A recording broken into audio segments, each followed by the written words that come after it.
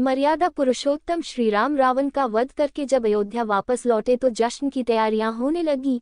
तभी सीता माता को याद आया कि उन्होंने प्रभु श्रीराम के साथ वनवास जाने से पूर्व वादा किया था कि वह अगर अपने पति और देवर के साथ सकुशल वापस लौटी तो अयोध्या पहुंचकर सरयू मां की विधिवत पूजा करेगी।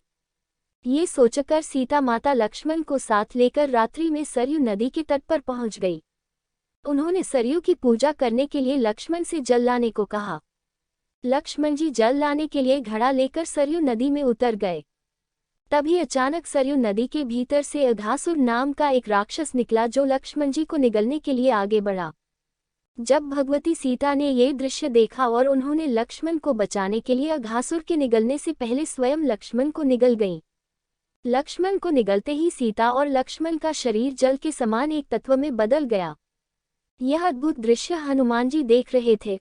उन्होंने सीता और लक्ष्मण का जलरूपी सम्मिश्रण शरीर एक घड़े में भर लिया और भगवान श्रीराम के सम्मुख उपस्थित होकर सारी घटना सुनाई।